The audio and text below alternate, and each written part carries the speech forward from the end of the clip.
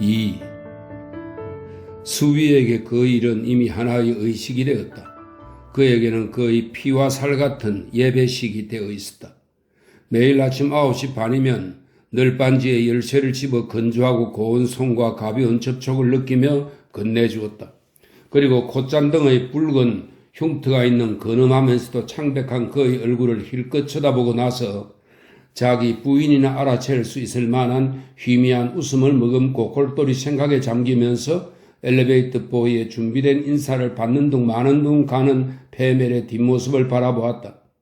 그는 계단을 다 오르면 당구장 열쇠로 철로 된 계단 난간을 가볍게 두드렸다. 5번, 6번, 7번 마치 실로폰 소리처럼 한결같은 소리가 울리고 30초쯤 지나서 후고가 왔다. 2명의 보이 중에서 더 나이 든 녀석이다. 언제나처럼 하고 후고가 묻자 수인은 고개를 끄덕였다. 그는 후고가 식당에 가서 꼬냑 꽃배기 물 한 병을 가지고 당구장으로 올라가면 11시까지 박혀 있으리라는 것을 알고 있었다. 수인은 매일 아침 9시 반에서 11시 사이에 언제나 똑같은 젊은이들이 모여서 당구를 치는 습관의 뒷면에는 재앙이 있음을 눈치챘다. 재앙 또는 악습. 악습에 대해서는 비밀음수라는 보호막이 있다.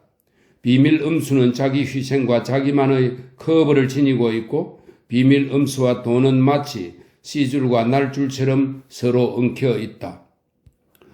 여기서 방을 갖게 된 자는 분별 있는 양심을 산 것이었다. 보았으나 전혀 보지 않은 눈, 들었으나 전혀 듣지 않은 귀를 산 것이었다. 그러나 재앙에 대해서는 보호막이 없다. 보호막은 모든 잠재적 자살자들을 문 밖으로 내칠 수가 없다. 왜냐하면 그들 모두가 잠재적 자살자이기 때문이다. 이러한 현상은 가방 7개를 들고 태닝을 한 영화 배우 얼굴로 나타나기도 하고 웃으면서 방을 빌릴 정서를 받아들이면서 나타나기도 한다. 가방을 차곡차곡 쌓고 보이가 방을 나가자마자 이미 장전되고 안전장치가 풀린 피스톨을 외투 호주머니에서 꺼내어 한 발을 머리에 대고 쏘아버리는 것이다. 또한 이러한 일은 검 이빨과 금발 머리를 하고 검으로 된 구두를 신고 해골처럼 희죽거리며 무덤에서 기어나와서 발생하기도 했다. 헛되이 쾌락을 찾는 유령들은 10시 반에 먹을 아침 식사를 방으로 주문해 놓고 방해하지 마시오라는 메모를 밖의 문고리에 걸어두었다. 방 안의 문 앞에 가방을 쌓아 문을 막아놓고 독약 캡슐을 삼켰다. 그리고 질겁한 청소부가 조식 판을 떨어뜨리기 훨씬 이전에 건물 안에 소문은 퍼졌다. 12호에서 사람이 죽었다. 늦은 밤에 바의 술손님들이 자기 방으로 모두 가고 나면 12호실 문 뒤의 침묵은 그들에게 무시무시했다. 잠이 들어 침묵한 것과 죽은 자의 침묵을 구별할 수 있는 사람들이 있었다. 재앙. 수인은 9시 31분에 후고가 큰 꼬냑잔과 물병을 들고 당구장으로 올라가는 것을 볼 때마다 재앙을 예감했다. 이 시각에 그는 보이를 놓치는 일이 거의 없었다. 그는 계산서를 요구받고 안내서를 모으는 두 손을 카운터에 호개어 얹어 놓았다. 이 시간쯤, 즉 9시 30분 조금 넘으면 불친절해지기 시작한다는 것을 그는 스스로 알아차렸다. 지금 하필이면 로마의 어린이 묘지로 가는 길을 묻는 여교사에게 불친절한 모습을 보였다. 그녀는 8번째나 9번째 사람이었다. 붉은 얼굴색이 시골 출신임을 나타냈고 장갑과 외투는 프린츠 하이니 호텔 손님들의 경우처럼 수입으로 산 것은 아니었다. 수인은 어떻게 그녀가 방값을 물어볼 필요성을 느끼지 못한 채 흥분하여 몰려다니는 계집들의 무리에 속했을까를 자문했다. 아니면 이제 당황하여 장갑을 잡아당기고 있는 그녀가 요헨이 10마르크의 상금을 걸었던 독일의 기적을 이룩한 사람은 아닐까 하고 생각해 보았다. 요헨은 이렇게 말한 일이 있었다. 어떤 것에 대한 값을 물어본 독일 사람을 나에게 말해주면 10마르크를 지불할 거다. 아니다. 그녀도 요헨에게서 10마르크를 얻어낼 사람은 아닐 것이다. 수인은 억지로 그렇게 마음을 가라앉히면서 그녀에게 어린이 묘지로 가는 길을 친절히 알려주었다. 사람들은 대부분이 1시간 반 동안 당구장에 있을 보이를 찾았다. 그들 모두는 보이가 자기 짐 가방을 로비로, 여행사 버스로, 택시로 가져다 주기를 원했다. 로비에서 자신들의 계산서를 기다리고 있던 세계 관광객들은 비행기의 출발과 도착 시간을 얘기하면서 후고가 위스키용 얼음을 불을 붙이지 않은 채 입에 물고 있는 담배를 위한 불을 가져오기를 원했다. 그들은 잘 훈련된 후고를 시험해 보는 것 같았다. 그들은 후고에게 단지 게으른 손짓으로 고마움을 표하고자 했고, 후고가 그곳에 있으면 아주 비밀스러운 장난 섞인 얼굴로 어깨를 으쓱할 뿐이었다. 그들의 좋지 않은 기분을 지구의 저편으로 가져갈 수 없는 얼굴을 한 이들은 불안해했다. 이들은 페르시아나 오브바이엘은 호텔의 거울 속에서 얼굴 상태를 확인하기 위해서 출발할 준비가 되어 있었다. 찢어질 듯한 여자들의 목소리가 편안하게 누워있는 사람을 소리쳐 불렀다. 후고, 내 반지. 후고, 내 손수건. 후고, 내 립스틱. 모두 후고가 엘리베이터를 타고 올라가서 아무 말 없이 19호실, 32호실, 46호실을 다니며 반지, 손수건, 립스틱을 찾아줄 때까지 기다렸다. 그리고 늙은 할머니는 우유를 핥고 꿀을 개걸스럽게 먹고 계란 후라이는 거들떠보지도 않는 개를 데리고 왔는데 이제 산책시켜야 했다. 그래서 개가 가게 기둥 옆에서, 주차된 자동차들 옆에서, 정차하고 있는 전차들 옆에서 시급한 것을 처리해버리고 냄새를 깨끗하게 하도록 해야 했다. 분명히 후고만이 개의 정신상태를 파악할 수 있었다. 매년 자식들과 계속해서 늘어나는 손자들을 보려고 이곳에 와서 사주를 보내는 블레지크 할머니는 도착하자마자 벌써 후고의 안부부터 묻곤 했다. 복사 얼굴을 한, 즉 마르고 창백하고 붉은 금발을 하고 언제나 진지하게 안을 들여다보았던 소년 아직 여기에 있나요? 꿀을 혓바닥으로 핥고 우유를 마시고 계란 프라이까지 마다하지 않는 이 할머니의 아침 식사 때 후고는 이 지방 신문을 읽어주어야 했다. 어린 시절부터 있었던 잘 아는 거리 이름이 나오면 할머니는 황홀한 표정으로 쳐다보았다. 에렌펠트 규르텔레스의 사고, 프리센거리의 강도 사건과 같은 거리 이름 말이다. 내가 거기서 롤러스케이트를 탔을 때 나는 길게 따은 머리를 했지. 아주 길었어, 아가. 할머니는 부드러웠다. 후고를 보기 위해 커다란 대양을 건너 날아온 걸까? 할 정도였다. 뭐라고요? 그녀는 실망한 듯 말했다. 11시가 넘었어야 후고가 자유시간이라고요? 여행사의 버스기사는 경고하는 듯 두 손을 높이 들고 회전문 앞에 서 있었다. 다른 한편 카운터에서는 복잡한 아침 식사 비용이 계산되고 있었다. 계란 프라이 반쪽을 주문한 남자가 계산서를 돌려주며 화를 냈다. 계산서에는 계란 프라이 한 개 값이 쓰여 있었다. 지배인이 반개값을 내라고 하자 그는 훨씬 더 화를 내면서 반개값이 계산된 새 계산서를 요구했다. 나는 새 계산서를 주장하는 것입니다. 이 여행객은 계란 프라이 반개가 계산된 영수증을 제시할 수 있기 위해서 세계를 여행하는 사람 같다. 그렇습니다. 수위가 말했다. 첫 번째 길에서는 왼쪽으로 돌고 두 번째 길에서는 오른쪽으로 가다가 다시 세 번째 길에서는 왼쪽으로 가면 로마 어린이 묘지 가는 길이라는 표지판이 있습니다. 여행단의 버스기사는 마침내 손님을 다 태웠다. 여선생들은 이제야 올바른 길에 들어선 것 같았다. 살찐 개들은 오줌을 누러 나가고 있다. 그러나 11호실 손님은 아직 자고 있다. 이미 16시간이 지났다. 밖의 문 앞에는 방해하지 마시오라는 판이 걸려 있다. 11호실이나 당구장에는 재앙이 있다. 바보 같은 출발무리 속에서의 의식. 수인은 열쇠들을 걸어둔 판에서 열쇠 하나를 집어들고 손으로 만지작거리면서 창백한 얼굴을, 또 콧잔등 위의 붉은 상처를 바라본다. 후고가 언제나처럼 이라고 묻고 그가 고개를 끄덕인다. 9시 반부터 11시까지 당구. 그러나 호텔 내부의 아나운서는 아직 재앙에 대해서도 악습에 대해서도 보도할 수가 없었다. 그는 실제로 9시 반부터 11시까지 당구를 쳤다. 혼자서 코냑과 물을 홀짝거리고 담배를 피우고 후고로부터 어린 시절 이야기를 듣고 후고에게 자기 어린 시절을 이야기했다.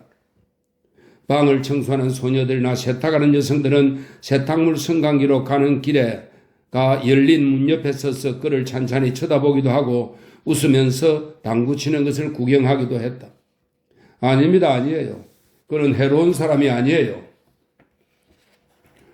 요해는 손에 편지를 들고 엘리베이터에서 쩔뚝거리며 나왔다. 그는 고개를 흔들며 편지를 높이 쳐들었다. 그는 비둘기장 및 다락방에 거주했다. 즉 그는 파리, 로마, 바르샤바, 코펜하겐으로부터 그에게 메시지를 가져다 주는 친구들 옆에 살았다. 요해는 황태자와 하급장교의 중간으로 보이는 멋진 제복을 입고 있으며 그의 신분은 쉽게 구별할 수 없었다. 약간은 막일꾼 같기도 하고 머리가 희끗한 성직자 같기도 했다. 모든 사람의 신뢰를 받는 듯 했으며 모든 것을 신뢰하는 듯 했다. 그는 수의도 종업원도 주인도 하인도 아니었다. 그러나 모든 것, 심지어 요리까지 조금씩은 할 줄 알았다. 손님들이 무리하게 나오면 그는 언제나 이렇게 말했다. 도덕이 제 기능을 발휘한다면 예의를 외칠 필요가 있을까요? 신중하게 다루어져야 하는 것이 더 이상 없다면 예의가 무슨 소용이 있겠습니까? 그는 고해 신부, 약간은 비밀 요원, 또 조금은 중매상 같아 보이기도 했다. 류머티즘으로 인해 손가락이 구부러진 요해는 웃으면서 편지를 뜯었다. 10마르크는 절약할 수 있었을 텐데 여기 시원찮은 사기꾼보다 수천 배 더 거기다 공짜로 이야기할 수 있었을 텐데 말이야. 아르구스 심부름 센트라. 여기에 건축가 로베르트 페멜 박사에 대한 정보를 드립니다. 거주지는 모데스트가 8번지, 나이 42살, 상처했으며 자녀는 둘, 아들은 22살의 건축가이며 같이 살지 않음. 딸은 19살의 여고생. 페멜 박사의 재산은 막대하며 길프가와는 외척임, 나쁜 소문 없음. 요해는 낄낄거리며 웃었다. 나쁜 소문은 못 들었다고? 마치 젊은 페멜에게 나쁜 소문이라도 있는 것 같군. 그에 대해 나쁜 소문을 듣는 것은 어려운 일이지. 페멜은 내가 언제라도 내 손을 불 속에 집어넣을 수 있는 몇 안 되는 사람 가운데 한 사람이야. 여기 넓고 부패했고 류머티즘으로 구부러진 내 손 말이야. 아이를 그 사람과 둬도 괜찮아. 그는 그런 종류의 사람이 아니야. 설사 그가 그런 류의 사람이라 하더라도 동성애적인 성향의 장관들에게 허락한 것을 그에게 허락하지 않는다면 난 가만히 있지 않을 거야. 그러나 그는 그런 사람이 아니야. 그는 20살 때 벌써 동료의 딸한테서 아이를 가졌잖아.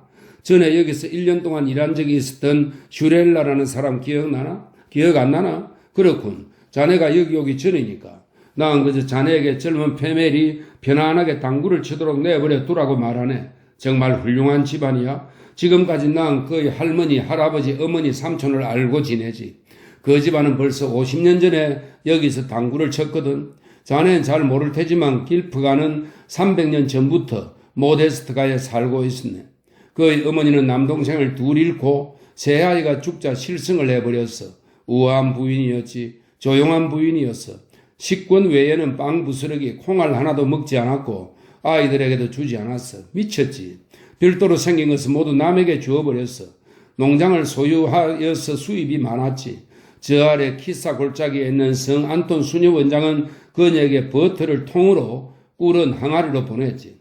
빵도 보냈는데 그중 아무것도 먹지 않았으며 아이들에게도 아무것도 주지 않았어. 어머니가 모든 것을 나누어 주어버렸기 때문에 애들은 부스러기에다 잼을 발라 먹었지. 그녀는 심지어 금덩어리도 남에게 나누어 주었지. 틀림없이 1916년이나 1917년이었을 거야. 난 그녀가 빵과 꿀을 들고 밖으로 나오는 것을 직접 본 일이 있어. 그러나 자네들은 기억력이 없으니까 상상할 수도 없을 거야. 1917년에 꿀이라니. 자네 상상할 수 있겠나? 1917년에 꿀이라니. 또 1941년의 겨울에 꿀이 무엇을 의미하는지 상상조차 못할 거야.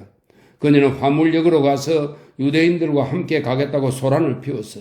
미쳤지. 정신병원에 끌려갔지만 난 그녀가 미쳤다고 생각지 않아. 그녀는 미술관에 있는 고화에서나 볼 수 있는 부인이었어.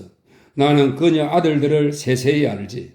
만약 그가 가장 먼저 대접받지 않는다면 이곳에 소란이 있을 거야. 95살의 노부인이 후고를 찾는다고 할지라도 그는 그를 옆에 꼭 붙잡아두고 할 것이며 그를 차지할 것이야. 아르구스 심부름센터 같은 바보들에게 10마르크를 지불하다니. 자네가 내게 그의 아버지 노 페멜시를 모른다고 어떻게 말할 수 있겠나? 축하하네. 그를 안다니 말이야. 그러나 그가 위층에서 당구를 치고 있는 사람의 아버지라는 생각을 하지는 못했나 보군. 물론 지금이야 어린이들까지 노 페멜시를 알지. 그 사람은 50년 전 자기 삼촌 양복을 입고 여길 왔지. 주머니에 금호한 면잎을 가지고 말이야. 이 프린츠 하이니 호텔에서 당구를 쳤지. 자네야 호텔이 무언지 모를 때지. 자네들이야 수위가 아닌가. 위층에 있는 그 사람들을 그냥 내버려 두게. 그는 어떤 쓸데없는 짓도 어떤 손실도 입히지 않을 거야. 기껏해야 조용히 큐를 돌리느라고 정신없겠지. 그는 훌륭한 크리켓 선수이자 이 도시의 뛰어난 100m 달리기 선수였네. 강했고 중요한 문제에 관한 양보가 없었지. 불의를 못 참았어. 자네도 불의를 보고 못 참는 성격이라면 곧장 정치에 뛰어들 걸세. 이 친구는 19살에 정치에 뛰어들었지. 그러나 그가 정치에서 몸을 빼지 않았다면 그들은 그의 목을 잘랐을지도 20년간 옥살이를 시켰을지도 모르는 일이지. 그는 빠져나가 3, 4년을 외국에서 보냈어. 이때 무슨 일이 생겼는지 나는 잘 모르고 들은 적도 없긴 하지만 다만 늙은 슈렐라가 정치에 휘말렸고 딸까지 그랬지. 나중에 그가 이 딸과 아이를 낳았지. 그는 돌아왔고 그들은 그를 건드리지 않았어. 그는 공병장교가 되었지. 그가 검은 장식에 군복을 입고 휴가를 나온 모습이 지금도 눈에 선하군. 그렇게 바보처럼 날 쳐다보지 말게. 그가 공산주의자가 아니었느냐고? 나 모르지. 하지만 만약 그랬다면 누구든 올바른 사람은 한 번쯤은 거치는 과정이지. 자, 아침 식사나 하러 가세. 난 또 늙은 할멈들과 할 일이 있으니까.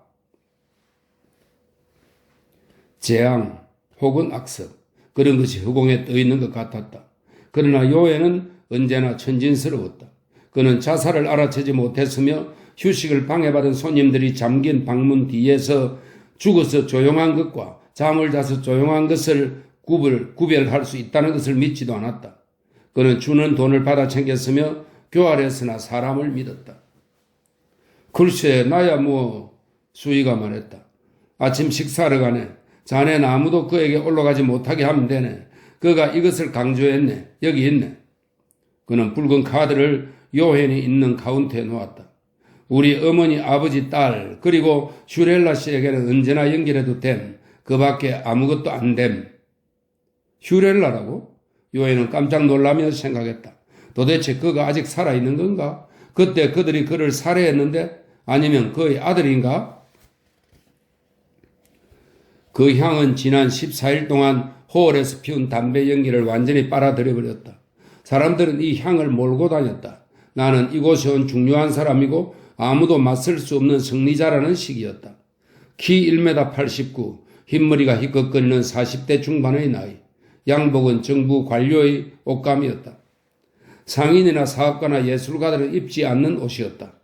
그것은 공무집행자의 세련됨이었다. 요회는 그것을 알아챘다. 장관, 외교사절, 법적인 힘을 가진 서류에 서명이 나는 사람들이었다. 그 사람은 쿠션을 댄 강철과 함석으로 된 앞방문을 거침없이 지나서 제설기 같은 어깨로 모든 방해물들을 치워버렸다. 몸에 배도록 익힌 세련된 정중함이 금방 눈에 띄게 빛났다. 그는 노부인에게 길을 비켜 주었는데 노부인은 에리히라는 2급 보이에게서 방금 토하고 난 강아지를 받아든 참이었다. 그는 무덤에서 나온 것처럼 뼈가 앙상한 노부인을 계단 난간까지 부축하고 가서 그것을 꼭 잡도록 도와주었다. 별 말씀을요, 부인. 네틀링거라고 합니다. 뭘 도와드릴까요, 박사님? 난 페멜 박사를 만나야 해요. 급히, 즉시, 공무입니다. 그는 붉은 카드로 놀이를 하면서 고개를 저어 가볍게 거절의 뜻을 나타냈다. 어머니, 아버지, 아들, 딸, 슈렐라, 네틀랭거는 그가 원하지 않았다. 하지만 난 그가 이곳에 있는 줄 알고 왔습니다. 네틀링거? 이 이름을 들은 적이 있지 않나? 그 얼굴은 내가 잊지 않으려고 하는 것을 생각나게 하는 얼굴이었다. 난 수년 전에 그 이름을 들은 적이 있지. 그때 나 자신에게 말했지. 넌 그를 기억해야 한다. 그를 잊어서는 안 돼. 그러나 지금은 무엇을 내가 기억해야 하는지를 모르겠다. 어쨌든 조심해라. 만일 그자가 모든 걸 했다는 것을 알았더라면 넌 정말 역겨워했을 것이다. 그가 재판날 돌렸던 영화를 볼 수밖에 없었더라면 넌 죽을 때까지 구역질을 멈출 수 없었을 것이다. 그의 인생이 담긴 영화, 그것은 시체에서 금리를 뽑아내고 아이들 머리카락을 자르는 것이었어. 재앙인가 아니면 악덕인가? 아니야. 그의 살인행위에 가깝다. 이 사람들은 TV 언제 생겼는지 전혀 몰랐다. 단지 그것으로 계급을 알아낼 수 있었을 뿐이었다. 아마 시가를 한 대 피울 순간이었을 것이다. 그러나 팁을 위한 순간은 아니었고 결코 그렇게 많은 돈을 낼 순간도 아니었다. 그는 비웃듯이 웃으며 카운트 위에 20마르크짜리 녹색 지폐를 밀어놓았다. 사람들은 얼마나 바보스러운가.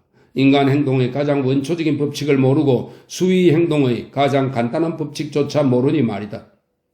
프린츠 하이니 호텔에서 비밀을 팔 수 있을까? 방값으로 40마르크나 60마르크를 지불한 손님이 20마르크짜리 녹색 지폐를 줄 수 있을까? 전혀 모르는 사람이 20마르크를 팁으로 주었는데 그 사람에 대한 유일한 증거는 시가와 양복의 옷감뿐이다. 그런 사람이라면 장관이나 외교관 정도 되겠지. 그자는 모든 예술 중에서 가장 어려운 예술, 즉 뇌물주기의 기본조차 몰랐다. 요에는 혼란스러운 머리를 내저으면서 녹색 지폐를 건들지 않은 채 두었다. 그 여자의 오른손에 선물이 가득하다. 믿을 수가 없다. 녹색 지폐에 푸른 지폐가 얹혀졌고 뇌물은 30마르크가 되었다. 파르타가스 에미넌트 향의 진한 연기가 요hen의 얼굴로 불어왔다. 내 얼굴에 한 대에 4마르크짜리 씨가 연기를 뿜기만 한다 해다오. 자두색 지폐 한 장을 더 얹어주렴. 요hen은 돈으로 살 수 있는 사람이 아니다. 나는 살아오면서 많은 사람을 좋아하지는 않았으나 그 젊은이를 좋아했다. 관록이 있는 얼굴이나 서명이나 했을 법한 손을 가진 친구여. 운이 없어요. 1분 30초 늦게 와서. 자네 여기 이 지폐가 나에게는 가장 적절치 않은 것이라는 것을 알아야만 할 것이네. 나는 주머니에 공정인 도장이 찍힌 계약서까지 넣고 다니는데 그건 평생 저 위의 다락방에 살면서 내 비둘기를 돌봐도 된다는 내용이지. 난 식욕이 있으면 아침 식사와 점심 식사를 선택할 수 있고 매달 150마르크를 현금으로 받지. 그것은 내가 정말로 필요한 담뱃값의 3배야. 코펜하겐, 파리, 바르샤바, 로마의 친구들이 있지. 그리고 편지를 나누는 비둘기를 다루는 사람들이 얼마나 결속되어 있는지 안다면 좋을 텐데. 그러나 자네는 아무것도 모르지. 돈으로 모든 것을 할 수 있다는 것만을 알고 있을 뿐이지. 그것이 자네들 스스로 나누어 가진 배움일 거야. 물론 돈을 위해 모든 것을 하는 호텔 수인은 그들의 할머니를 50마르크짜리 자주색 지폐 한 장이면 자네에게 팔아버리겠지. 여복의 친구, 여기서 안 되는 게 하나 있다네. 나의 자유가 하나의 예외라네. 내가 수위로 근무하고 있을 때면 여기 아래층에서 파이프를 피워서는 안 된다네. 그런데 오늘 처음으로 있었던 예외가 유감이네. 그렇지만 않다면 자네의 파르타가스 에미넌트에 맞서 내 검은 크라우스 담배로 연기를 뿜었을 걸세. 분명하고 확실하게 말해서 자네 나를 내버려 둬야 할 거야. 난 패매를 자네에게 팔지 않아. 그는 방해받지 않고 9시 30분에서 11시까지 당구를 쳐야 한다네. 내가 그를 위해 더 좋은 일을 할 수 있을지라도 말이야. 말하자면 행정부의 자네 자리에 앉히는 일과 같은 거 말이지. 아니면 젊었을 때 했던 일, 즉 폭탄을 던져서 자네 바지 엉덩이와 같은 똥자루에 불이 붙도록 하는 일 같은 것이 있지. 그러나 그가 9시 반부터 11시까지 당구를 치고자 한다면 그렇게 해야 하네. 그리고 나는 누구도 그를 방해하지 못하도록 이곳에 있는 것이라네. 자네는 이제 지폐를 다시 집어넣고 접시를 치울 수 있다네. 만약 자네가 지폐 한 장을 더 얹어 놓는다면 무슨 일이 일어날지 난 몰라. 난 무례한 짓을 밥 먹듯 한 사람이고 입맛 없는 일을 잘 견디어온 사람이라네. 난 간통한 자와 동성 연애자들을 여기 내 명단에 기록해 놓았네. 방탕한 유부녀와 간부의 남편들을 내쫓았지. 그러나 어렸을 때부터 내가 그런 일을 해왔다고는 생각하지 말게. 난 언제나 성실한 소년이었고 자네도 분명히 미사에서 복사를 했듯이 나도 복사를 했다네. 콜핑 협회에서는 콜핑 신부와 성 알로이시우스의 노래를 부르기도 했다네. 내가 20살 때였고 이 집에서 일한 지 이미 6년이 되었을 때였지. 내가 인간에 대한 믿음을 잃고 있지 않다면 그것은 젊은 페멜과 그의 어머니 같은 사람이 이 세상에 몇 사람 있기 때문이라네. 돈을 치우게, 담배는 입에서 빼고, 나 같은 나이 든 사람 앞에서는 정중하게 허리를 굽히게. 나는 자네가 상상하는 것보다 훨씬 많은 세상의 악덕을 보아봤지. 저 뒤에 있는 보이에게 회전문을 잡고 있게 하고 사라져.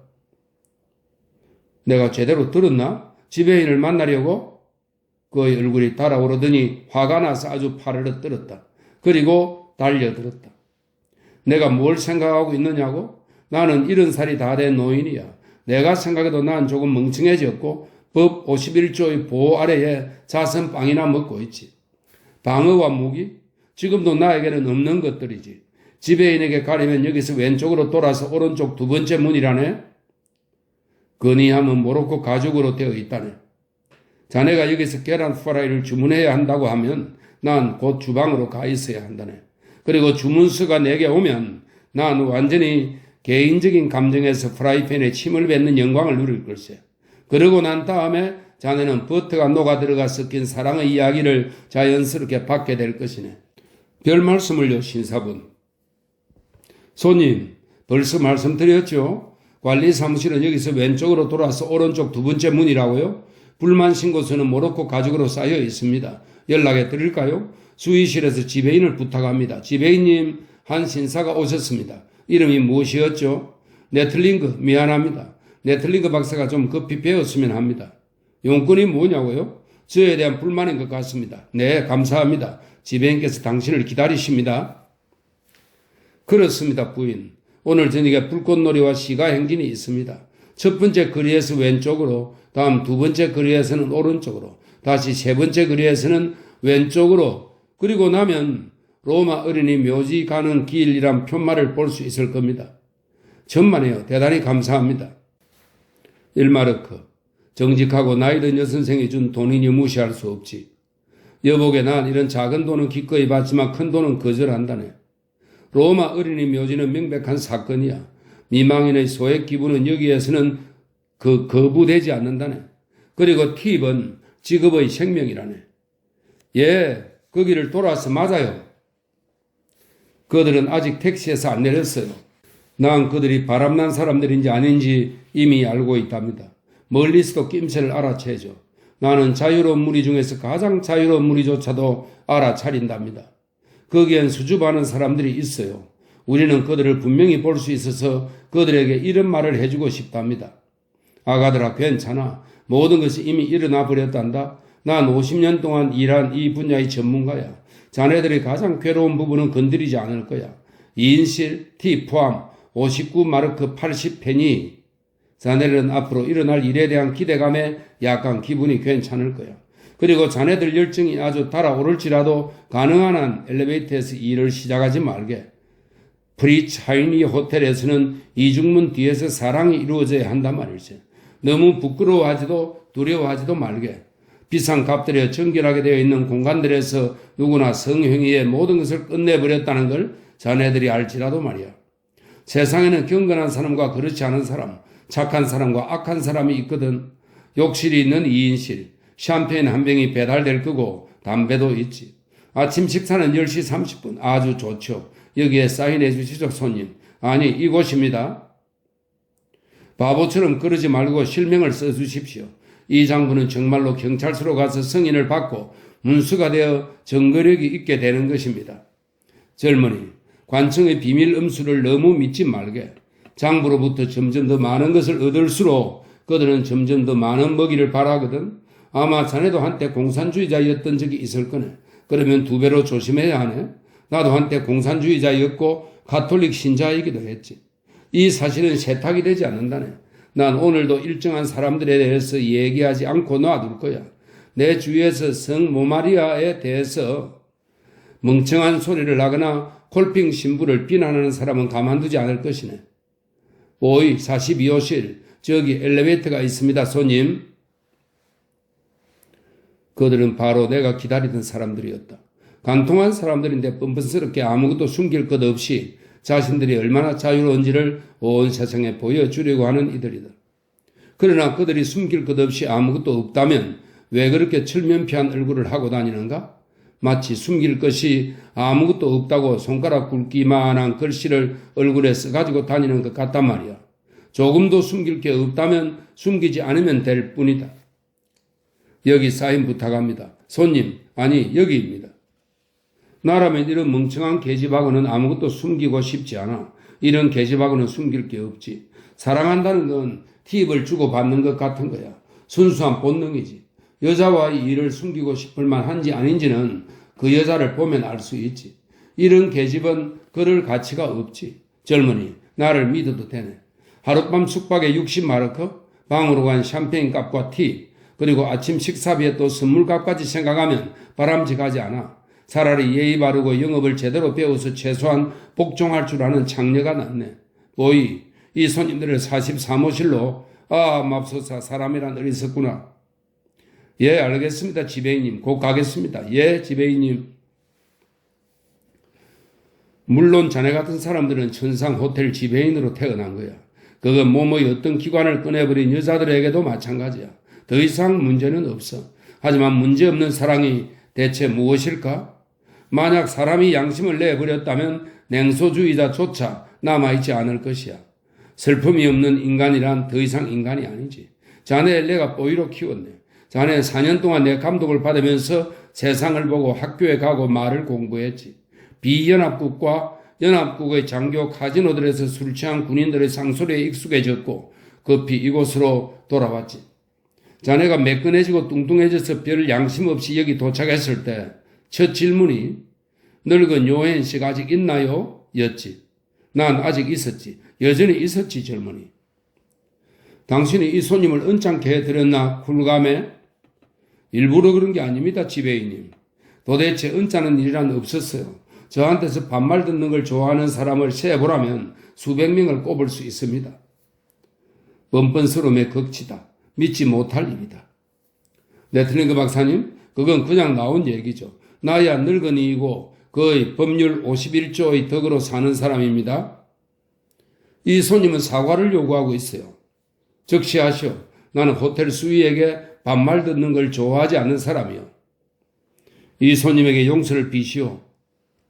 용서해 주시기 바랍니다. 그런 말투로 말고요. 그럼 어떤 말투로 말입니까? 전 신사께 용서를 빕니다. 전 신사께 용서를 빕니다. 전 신사께 용서를 빕니다. 제가 할 수 있는 3가지 톤으로 다 했습니다. 당신에게 맞는 톤을 취하십시오. 여기 양탄자 위에서 무릎을 꿇고 가슴을 치면서 이 늙은이가 용서를 빌 수도 있습니다. 뇌물을 주고 받으려는 건가요? 지배인님, 오랜 명성을 가진 우리 호텔의 명예가 위험에 처합니다. 30마르크의 누더기 돈의 직업의 비밀을 파시겠습니까? 전 제 명예와 50년 이상, 더 정확히 말하면 56년 동안 이뤄온 이 호텔의 명예에 관계되는 문제라고 봅니다. 그 괴롭고 우스꽝스러운 장면을 그만두라고 부탁하오. 이 손님을 곧 당구장으로 안내하시오. 쿨감에. 싫습니다. 이 신사를 즉시 당구장으로 안내해 드리시오. 안 됩니다. 신사를 당구장으로 안내해요. 안 됩니다. 쿨감에. 당신과 이 호텔이 맺은 오랜 고용관계가 이런 간단한 명령의 급으로 깨지다니 난 이해가 안 돼요. 지배인님, 이 호텔에서 방해받지 않도록 해달라는 손님의 청이 무시된 일은 단 한 번도 없습니다. 국가 권력의 경우를 제외하고는 말입니다. 비밀경찰 같은 거 말씀입니다. 그들에겐 우리도 무력하니까. 나도 국가 권력의 경우라고 생각하시오. 비밀경찰에서 오셨습니까? 그런 질문은 금합니다. 이제 손님을 당구장으로 모셔요. 쿨감에. 지배인님, 분별심의 깃발을 최초로 얼룩지게 하시렵니까? 그렇다면 내가 직접 당구장으로 모시죠. 박사님. 내 시체 위를 넘어가실 수 있을 뿐입니다. 지배인님. 나처럼 부패하고 나만큼 늙어야만 돈으로 살 수 없는 것이 이 세상에 있다는 것을 알게 되지. 더 이상 미덕이 남아있지 않다면 악덕은 더 이상 악덕이 아니야.